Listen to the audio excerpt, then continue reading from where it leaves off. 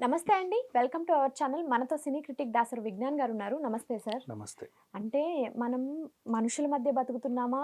అడవిలో బతుకుతున్నామా? అంటే క్రూర మృగాలే మన మధ్య తిరుగుతున్నాయా అన్న డౌట్ వచ్చేస్తుంది. ఆర్మీ జవాన్లంటే ప్రతి ఒక్కరికి రెస్పెక్ట్. ఆళ్ళొచ్చారంటేనే ఒక రకమైన ఫీలింగ్ మనకుంటది. కానీ ఒక ఆర్మీ జవాన్ అయ్యుండి 13 ఏళ్ళు కాపురం చేసి ఏదో అక్రమ సంబంధం పెట్టుకొని భార్యని కిరాతకం అనే పదం గూడా చాలా చిన్న వర్డ్. అంత దారుణంగా చంపాడు. అసలు వాడిని ఏం చేయాలంటారు? ప్రకాశం జిల్లా అమ్మ వీళ్ళది. ఈ స్టోరీ యాక్చువల్‌గా నిన్నటి నుంచి మీరు విన్న స్టోరీ అంతా కూడా ఫేక్. ఫేక్? అసలు జరిగింది వేరు.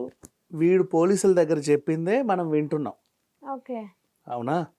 వీడు చెప్పిన స్టోరీ చెప్తా. అసలు ఇదంతా ఫేకు. అసలేం జరిగిందో చెప్తా. ఓకే. చూడు. వీడు చెప్పిన కథ మాట్లాడుకుందాం ఇప్పుడు. ఈ కథ ముందు అసలు వీళ్ళ క్యారెక్టర్స్.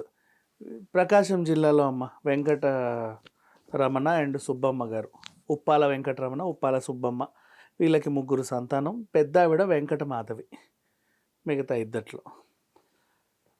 ఈవిడ్ని ఏం చేశారంటే ఆర్మీ ఎంప్లాయీకి ఇచ్చి పెళ్లి చేశాడు. సెంట్రల్ గవర్నమెంట్ జాబ్ ఏదో ఉద్ధరిస్తాడు మా అమ్మాయిని అని 13 ఏళ్ల క్రితమే. వీళ్ళేమో ఇక్కడ ఇప్పుడు హైదరాబాద్ షిఫ్ట్ అయ్యి ఉప్పల్లో ఉంటున్నారు. మరి ఎందుకు ఉంటున్నారో తెలీదు. వాళ్ళకి అక్కడ ఏముందో.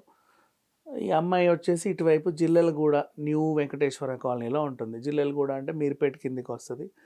Badangpet, Gayatri Nagar, TKR engineering college ఇవన్నీ ఉంటాయి. తీగల కృష్ణారెడ్డి కాలేజు.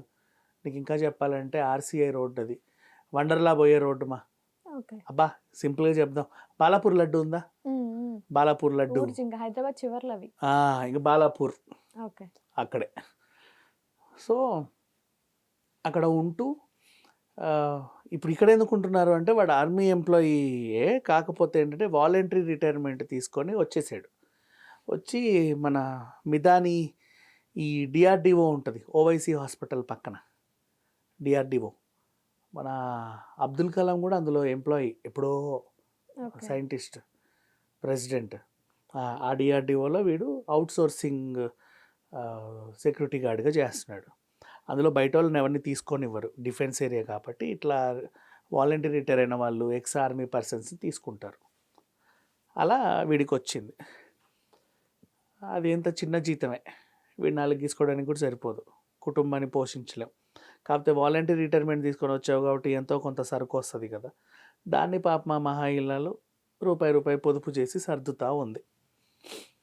ఇకపోతే మనకి ఈ ఇంకా మాధవికి కూడా 2 పిల్లలు. ఎందుకంటే ఒక అమ్మాయి 10 ఇయర్స్, ఇంకో పిల్లోడు 7 ఇయర్స్. వీడేమో ఇప్పుడే కాడెబారేసిన ఎద్దులాగా ఉద్యోగం మధ్యలో వదిలేసి వచ్చాడు. మరి పిల్లల్ని ఏదో రకంగా తీర్చిదిద్దాలంటే వీడి దగ్గర ఉండాలి. దాంట్లో తనేమి జాబ్ ఏం చేయట్లా, కానీ పొదుపు అయితే చేస్తుంది. సంథింగ్ వాజ్ దేర్, ఏదో రకంగా నెట్టుకొస్తుంది. వీడెందుకు వాలంటీర్ రిటైర్మెంట్ తీసుకున్నాడు? అంత అవసరం ఏముంది? కన్నొంకరా కాలొంకరా. బేసిక్గా అక్కడ కూడా ఏం చేస్తారంటే మీకు నెక్స్ట్ లెవెల్కి తీసుకెళ్ళరు. నువ్వు బాగా నీలో ఆక్రోషము, ఇది దేశభక్తి ఉంటేనే నీకు ప్రమోషన్స్ వస్తాయి.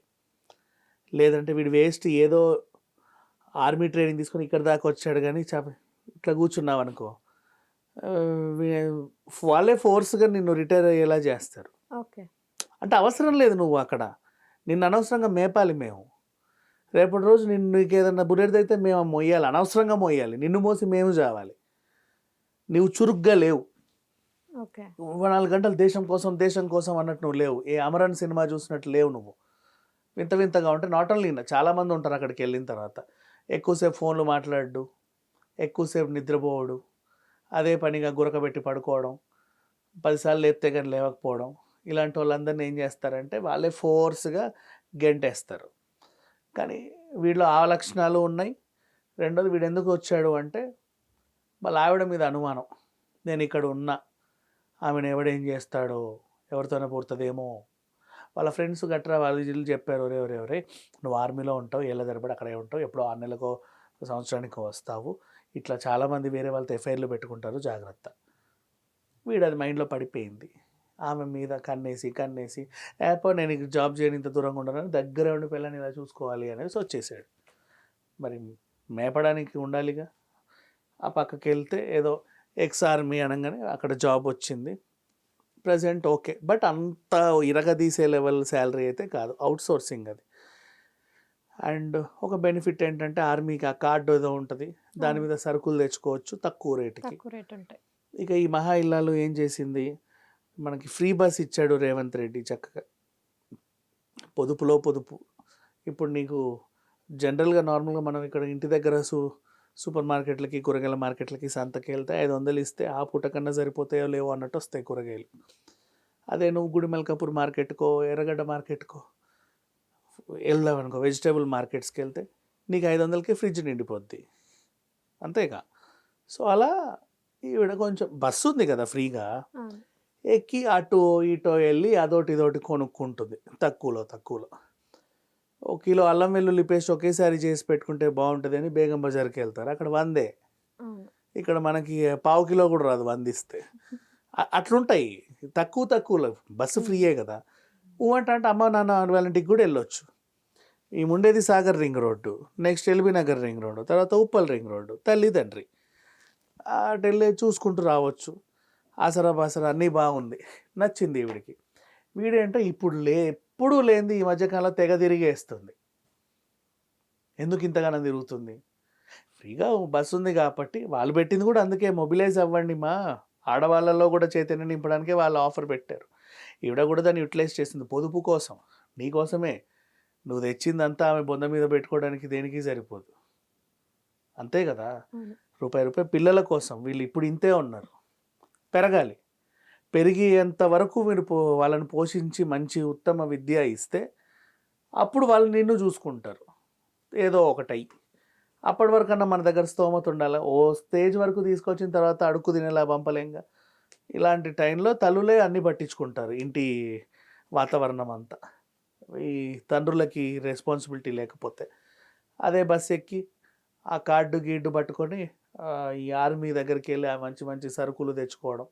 ఇప్పుడు బయట కందిపప్పు కొంటే 250 kg, ఆర్మీ వాడికి 100కో 150కో వస్తాయి, పైగా క్వాలిటీ ఎక్కువ. చింతపండు దగ్గర నుంచి మంచివే కదా, యూటిలైజ్ చేసుకుంటుంది. నువ్వేమో ఎన్నో తిరుగుతుంది అనుకుంటున్నావు. అండ్ ఈ రోడ్డు మీద ప్లాస్టిక్ కుర్చీలు ఉంటాయి కదా, ఈ నుంచి ఆడి వరకు బ్లాక్ కలర్ టబ్బులు పెడతారు 150-200కి. అక్కడికి వెళ్ళి టబ్బు కొనుక్కొస్తుంది. నీకు ఆవకాయ కట్టర్ కావాలంటే ఉస్మానియా హాస్పిటల్ ముందుకు వెళ్ళి ఉంటుంది, అక్కడ 350-400. నువ్వు దగ్గరలో కొనాలంటే మినిమం 1500 తక్కువ రావు. ఉప్పల్ నుంచి బోడుపల్లి వెళ్ళే దారిలో నీకు రోళ్ళు అవి వస్తాయి, ఇంతింత రోళ్ళు 200. మన ఇంటికి నెత్తి మీద మోసుకొచ్చేవాడు 1000కి తగ్గడు. ఇలాంటివన్నీ కొనింది, ఓకేనా. ఈ వస్తువుల సమాహారం చెప్తా, అసలు వాడి స్టోరీలో చెప్పిన ఐటమ్స్ ఇవన్నీ కూడా ఎక్కడి నుంచో పాపం బేగం బజార్లోనే ఏదో రోటీ మేకర్ కూడా కొనింది. అంటే జాలి ఉండి కాలుస్తాం కదా పుల్కాలు ఇటు అటు స్టవ్ మీద పెట్టి, అది కూడా ఏదో కొనుక్కొచ్చింది. వీడికి మందు కూడా ఆర్మీ మందు తెచ్చేది పాపం, తక్కువకి హై క్వాలిటీ మందు కూడా. పోన్లే నా మొగుడు తాగిసేస్తాడని.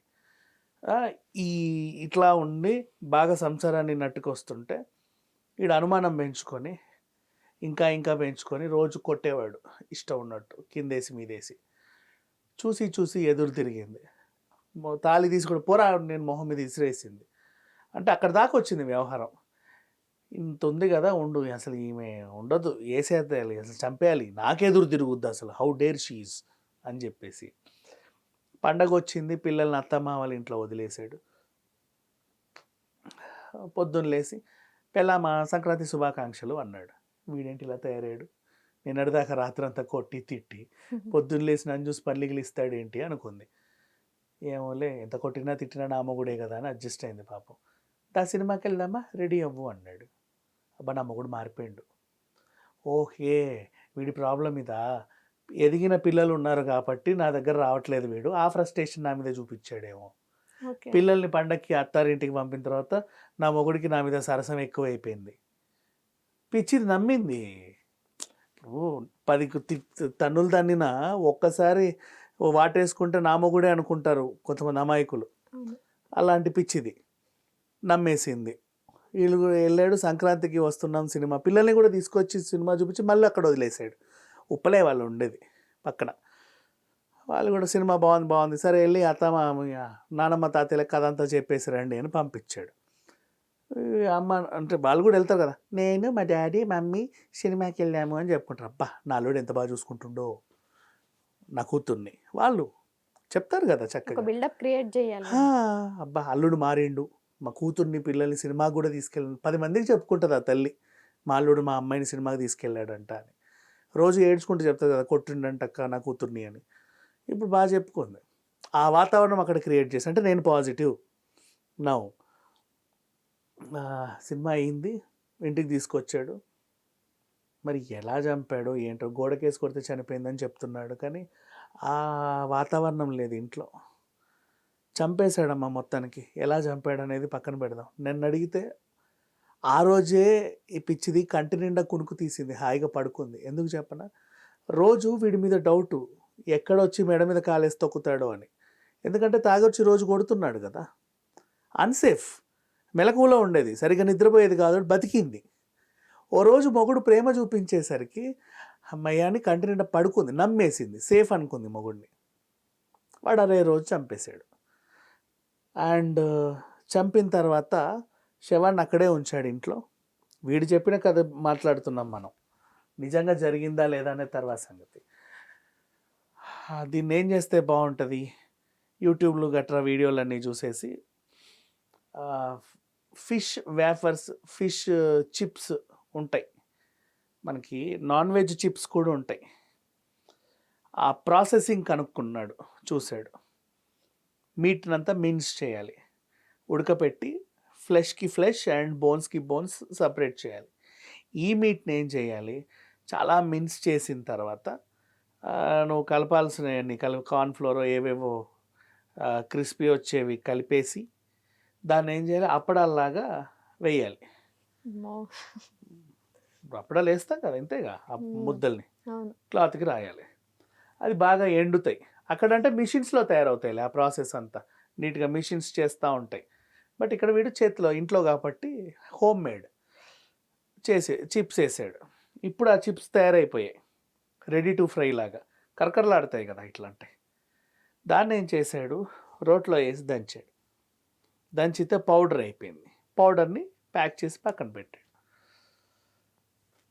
మీట్ని ఎలా ఫ్లెష్కి ఫ్లెష్, బోన్కి బోన్ విడదీశాడంటే, ఆ పిచ్చిది తీసుకొచ్చిన టబ్ ఉందా, నల్ల టబ్బు, దాంట్లో వాటర్ హీటర్ పెట్టి వాటర్ బాగా మరిగించి మరిగించి మరిగించి చేశానండి అని చెప్పాడు.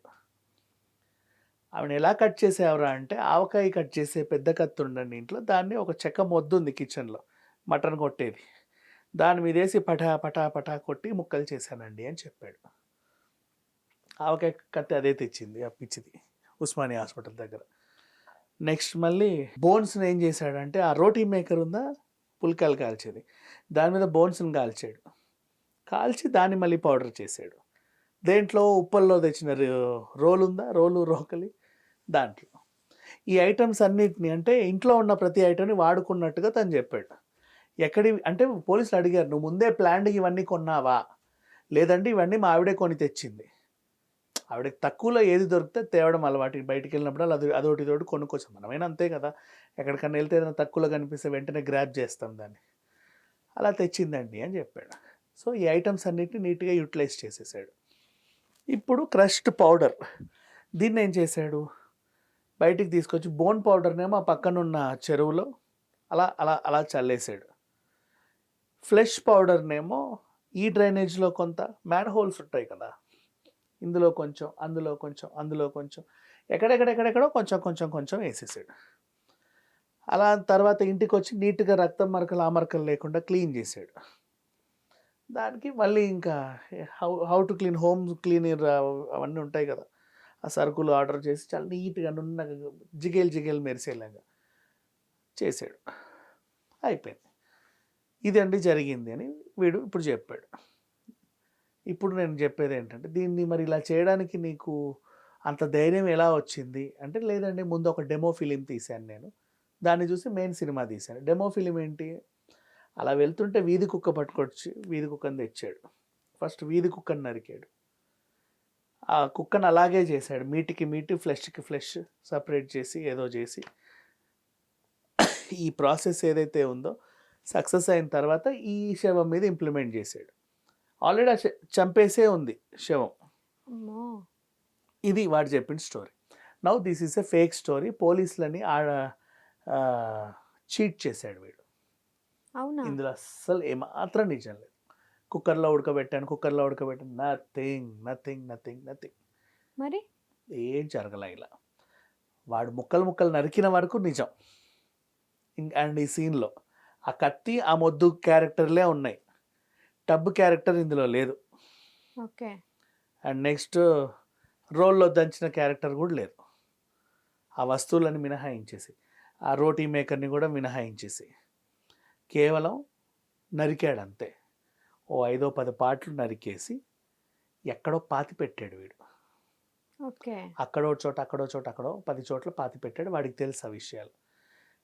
విషయం ఏంటంటే, నువ్వు నిజం ఒప్పుకుంటావు చంపాను నేనే అని, పోలీసులు తీసుకెళ్ళి జైల్లో వేస్తాడు. నీ తరఫున లాయర్ వచ్చి ఎలాంటి రుజువులు ఆధారాలు లేవంటే నేను విడిపించేస్తాడు. కేసులో అరెస్ట్ అయ్యావు, కేసు కొట్టేసుకొని బయటకు వచ్చావు.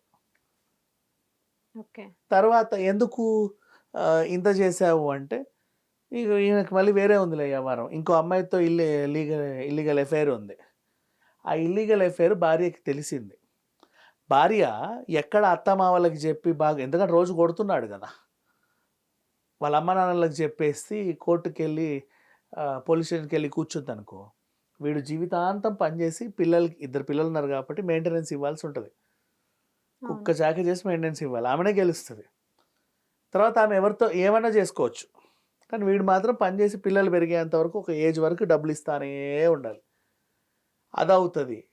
సో ఈమెతో ఉండాలి, ఈమె కూడా వదిలేసి వెళ్ళిపోతుంది, నా జీవితం వేస్ట్ అయిపోతుంది. సో హత్య చేశానని ఒప్పుకొని శవం లేకుండా చేశానండి అని ఒక కదలాలి. శవం దొరికితే శిక్ష పడుద్ది. ఒక కాళ్ళు దొరికినా శిక్షే, తల దొరికినా, చెయ్యి దొరికినా, వేలు దొరికినా శిక్ష పడుద్ది. ఇంత మాంసం ముద్ద దొరికినా చాలు. సో ఇప్పుడు వీడేం చేస్తాడు, జైలుకి వెళ్తాడు. డీకంపోజ్ చేశారని ఒక స్టోరీ అల్లాడు మొత్తం, అసలు లేదని. తర్వాత అడ్వకేట్, మరి అట్లా చెప్పావు కదా అయ్యా, అప్పుడు నువ్వే ఒప్పుకున్నావు కదా నిజం అంటే, లేదండి వాళ్ళే బలవంతంగా ఒప్పించారు అంటాడు కొట్టి. ఓకే. మీరు ఆధారం చూపించండి సార్ ఇదంతా కాదు కానీ మీరైనా మా ఆవిడ ఎక్కడుందో వెతికి పెట్టాలి సార్, వీళ్ళందరూ ఏదో చేస్తున్నారు మా ఆవిడని తీసుకెళ్ళి అని వీడే ఏడుస్తాడు అక్కడ. వెతకాలి ఇప్పుడు వీళ్ళ ఆవిడ గురించి. ప్లాన్ కదా. ఎగ్జాక్ట్లీ. ఇప్పుడు వీడు జైలుకి వెళ్ళి నెలకో 2 నెలలకో బయటకు వస్తాడు. ఈలోపు వీడు ఎక్కడైతే పాతి పెట్టాడో అది భూమిలో కలిసిపోతుంది. కలిశాక మళ్ళీ బయటకు వచ్చాక ఓ రోజు ఎవరికి తెలియకుండా వెళ్ళి ఆ బోన్స్ కలెక్ట్ చేసి ఏ కాశీలోనో ప్రయాగలోనో పడేసి వస్తాడు. వాడి ఇష్టం ఏడబడేసుకుంటాడు. అంటే వాడు బయటకు వెళ్ళింది సీసీ కెమెరాల్లో ఉంటుంది కదా, ఎక్కడికి వెళ్ళాడు ఏంటి? అదే చెప్తున్నాడు. కవర్లు పట్టుకొని నువ్వు వెళ్ళావు కదా. అవునండి, ఈ పౌడర్ పడేయడానికి వెళ్ళాను, ఏడబడేసి ఈడబడేసా చూడు. అంటే ఎగ్జాక్ట్ అతను వెళ్ళింది పాతి పెట్టింది ఎవరికి తెలియదు అంటారా? పాతి పెట్టేవి సీసీటీవీల ముందు బెటర్ కదమ్మా. వెళ్ళేవే తెలుస్తుంది కదా, ఇంట్లోంచి బయటికి రోడ్డు ఎక్కేదే తెలుస్తుంది. అంటే ఇప్పుడు ఎక్కడ చూసినా క్యామ్స్ ఉంటాయి. అవును, అక్కడ నుంచి ఏ సిగ్నల్కి వెళ్ళాడు, అక్కడ నుంచి ఇంకెక్కడికి వెళ్ళాడు, ఎక్కడికి వెళ్ళాడు. ఓకే, లాస్ట్ రింగ్ రోడ్ దగ్గరికి వచ్చాడు, ఇక్కడ నుంచి అడవిలోకి వెళ్ళి ఉంటాడు. అలా అక్కడ కుక్కల్ని పెట్టి ఎతికినా తెలుస్తాయి.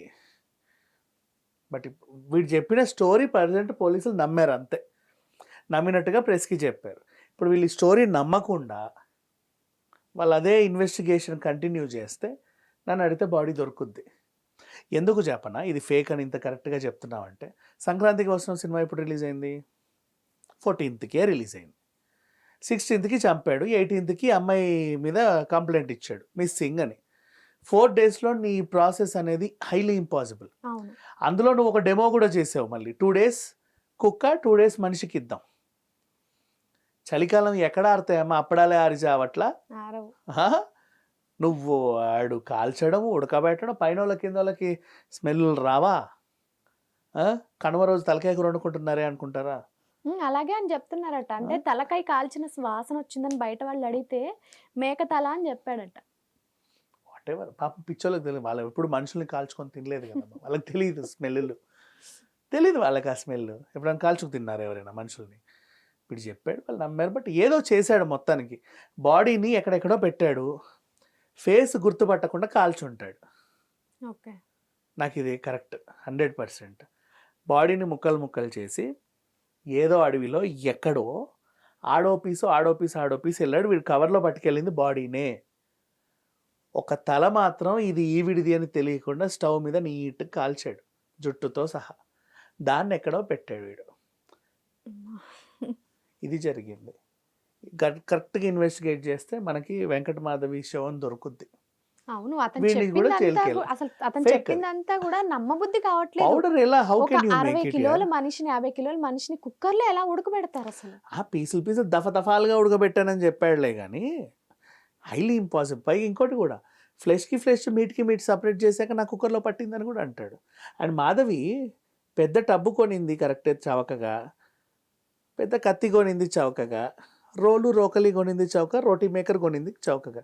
పెద్ద కుక్కర్ కొనలేదే 5-10 లీటర్లది. 5-10 లీటర్లు ఏంటి, పెద్ద కుక్కర్ ఎంత 20 లీటర్స్ 30 లీటర్స్ ఇంత కుక్కరే చూపిస్తున్నారు పోలీసులు ఫొటోస్ లో. ఇంత ఉంది అంతే. ఇంత కుక్కర్ అంటే 5 లీటర్ మాది. అంతే. మనం ఇళ్లలో వాడే 5 లీటర్ పెద్ద. ఇప్పుడు 3 సెట్ కొన్నా ఒక పెద్దది ఒకటి మీడియం ఒక చిన్నది వస్తుంది. ఆ పెద్దది 5 లీటర్ ఉంటుంది అంతే. అంతకుమించి ఏముంటాయి, ఉండవు. Never this highly impossible. ఇది వాడు చెప్పింది ఫేక్ వాడు స్టోరీ. పక్కా ప్లాన్ తోటే ఎందుకంటే చేస్తున్నాడు. అసలు శవం లేదు అంటే కేసు నిలబడదు. అవును, అది తెలుసు వాడికి. ఇప్పుడు అదే పోలీసులకు కూడా అంత చిక్కట్లేదంట ఎలా ప్రూవ్ చేయాలి అని. బట్ ఉంది, శవం ఉంది, ఎక్కడో ఉంది. వీడు కరెక్ట్గా చూపించాలి. వీడు చెప్పిన ఈ మ్యారినేటెడ్ ప్రాసెస్, ఈ రెసిపీ అయితే హైలీ ఇంపాసిబుల్. మహా మిషన్సే జస్ట్ ఫిష్ చికెన్ ప్రాసెస్ చేసి ఇవన్నీ చేయడానికి అంత పెద్ద హీటర్లు అవి ఉండగా వాటికే వారం పడతాయి టైంలో. వీడి వల్ల అసలుగా ఒక చిన్న బాల్కనీ పెట్టుకున్న ఇంట్లో అదేదో శ్రీ దుర్గా నిలయం అనేదో ఉంది, ద్వారకామయ నిలయమో దుర్గా నిలయమో, చిన్న హౌస్ మా G+2. ఆ ఓనర్ లేడు, వాడు 2 months అయింది బెంగళూరు వెళ్ళి. పైన కూడా అన్ని ఇళ్ళకి తాళాలు వేసే ఉన్నాయి, వీడే ఉంటున్నాడు. ఓకే, పైన కింద తాళాలు వేసి ఉన్నాయి ఎక్కువ హౌసెస్. వాడికి అన్ని కలిసి వచ్చాయి. అన్నీ కలిసి వచ్చాయి. ఓనర్ కూడా 2 months నుంచి లేడు. అలా ఉంది ఒక చిన్న ఇండిపెండెంట్ G+2 హౌస్. అది నథింగ్. వీడు చెప్పిన స్టోరీ అయితే 100% ఫేక్. అంటే ఆ దృశ్యం సినిమా కూడా చాలా సార్లు చూసాడట. దృశ్యం సినిమా కూడా చాలా సార్లు చూసాడట. చూడండి, అదే చెప్తాను, 100% fake. Easy planning was correct. And తెచ్చుకున్న ఐటమ్స్ కూడా ఇంట్లో వాళ్ళ ఆవిడ తెచ్చిందని చెప్తుంది కదా, అవన్నీ కూడా నాకు తెలిసి హైలీ ఇంపాసిబుల్. అది వీడే తెచ్చి ఉంటాడు ముందు నుంచి, చెప్పలేదు. మేబీ ఇప్పుడు ఫ్రీ బస్ ఎక్కి మాధవే కొనాలని లేదు కదమ్మా, వీడు తేవచ్చు కదా. వీడు తేవచ్చు. ఆ రోకలి అన్ని వీడే తెచ్చి ఉండొచ్చు, అవకాశం కోసం చూస్తా. బట్ దిస్ స్టోరీ వాజ్ చెప్పడానికి అమ్మాయి లేదు నేను తెచ్చాను నా చావుకి అని. ఎగ్జాక్ట్లీ. ఆ పిల్లలకి ఏమీ తెలియదు, అంతే, చిన్న పిల్లలు. సో మొత్తానికి అయితే ఈ స్టోరీ ఫేక్. వాడిని పట్టుకుంటే అసలు విషయం తెలుస్తుంది. పట్టుకున్నారులే, బట్ ఏమో చెప్పించాలి. ఎలా చెప్పిస్తారో తెలియదు. ఇప్పటికే కిందేసి మీదేసి బాగా ఇచ్చుంటేనే ఇది చెప్పుంటాడు. భరించలేని విధంగా ఇంకేదన్నా ఇచ్చి చెప్పాలి. భరించలేని విధంగానే ఇవ్వాలి. ఎందుకంటే ఆమె ముక్కలు నరికినప్పుడులా మరి వీడికి 3rd degree 4th degree తప్పేంటి? ఇట్లాంటి మాటలో హ్యూమన్ రిసోర్సులు రావద్దు. కొన్నిటికి వస్తే హ్యూమన్ రైట్స్ వాళ్ళు వచ్చేస్తారనమాట. అలా ఎలా చేస్తారు అని. You should not. మరి ఆ పిల్లని ముక్కలు నరికినప్పుడు లేదు. ఇంకొకటి, సరే ఓవరాల్గా కన్క్లూజన్, నీకు నచ్చకపోతే వదిలేయి, ఎట్టో కొట్ట బతికేస్తుంది, పంపించే. వాళ్ళ రోడ్డు అక్కడ వదిలే, ఉప్పల్ రోడ్ దగ్గర వదిలేసినప్పుడు వాళ్ళ అమ్మ నాన్న ఇంటికి వెళ్తుంది. ఏదో కూలోనాలో చేసుకొని పెంచుకుంటారు కూతుర్ని, వాళ్ళ ఇష్టం, నీకెందుకు? అడవిలో వదిలేసిన పోనీ అక్కడికన్నా వెళ్ళి ఎక్కడైనా బతుకుద్ది. అంత ముక్కలు నరికేసి అంత దరిద్రంగా చేయాల్సిన అవసరమే ఉంది. పెద్ద ఏజులు చూసినా కూడా వీడు 39, ఆమె 35, ఏం లేవు. అది